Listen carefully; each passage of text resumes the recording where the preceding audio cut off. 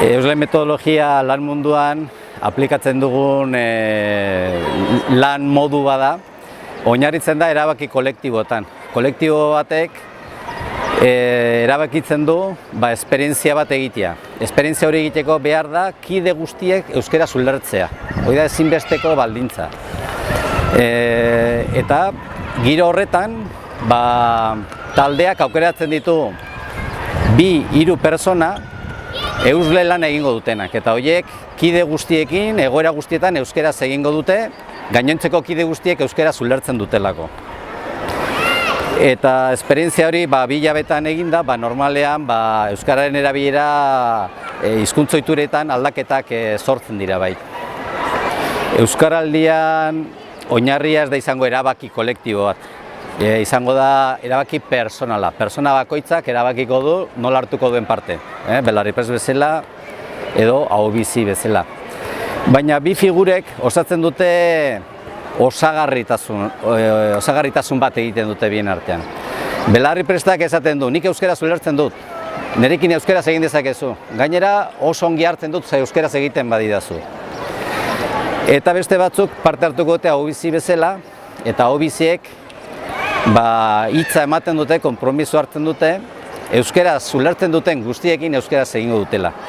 Horrek esan nahi du, pertsona bat ikusten badute belarriprest txaparekin, badakite horrekin euskaraz egin dezaketela, badakite pertsona horrek ongi hartzen duela euskaraz hitz egitea, eta orduan ahobiziak pentsatzen dugu hori baino errezago animatuko direla euskaraz egitera. Bai katalanak, bai gallegoak, bretoiak eta euskaldunak ere, nolabait estres lingustikoa sufritzen dugu. Ez dut izango gaixotasun izango denik, baina bai txarto sentiarazten gaitu.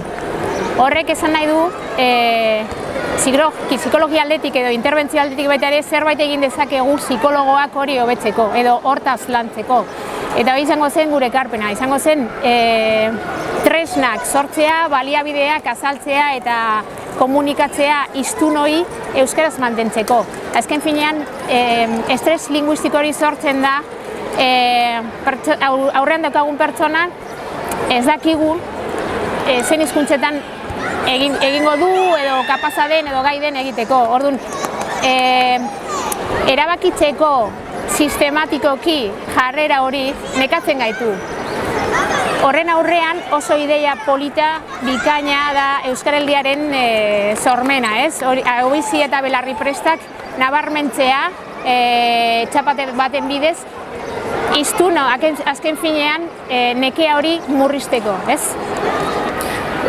Belarriprest izateko baldintza da euskaraz ulertzea eta prest egotea jendeak zuri euskaraz hitz egiteko. Bi baldintzaiek betetzen dituen edonor izan daiteke belarriprest.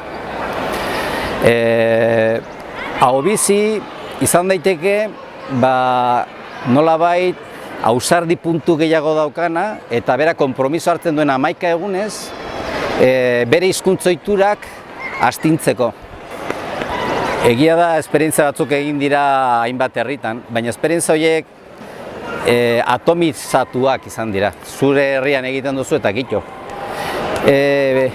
Baina oraingo diferentea da denok batera hariko garelako. Eta orduan, herrian eta jende guztia dago txapakin, banoa aldameneko herrira eta han ere bai, banoa lan egitera eta han ere bai, telebista bai pizten dut eta han ere bai.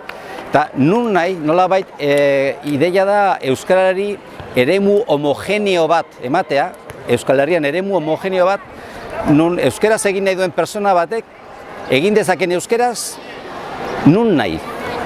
Eta espero dugu aurrera pausoak ematea euskararen erabileraren ildotik.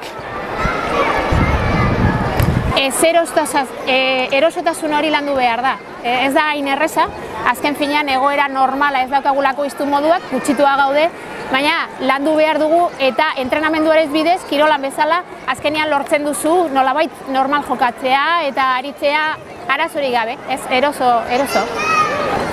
Beno, helburua jarriko banu izango zen kopuru handi bat, hiztunen kopuru handi bat erosoago sentitzea eta ohitura txarrak apurtzea. Hortik aurrera askoz errazagoa izatea, haien espazio linguistikoa handitzea eta eroso moduan aritzea euskaraz.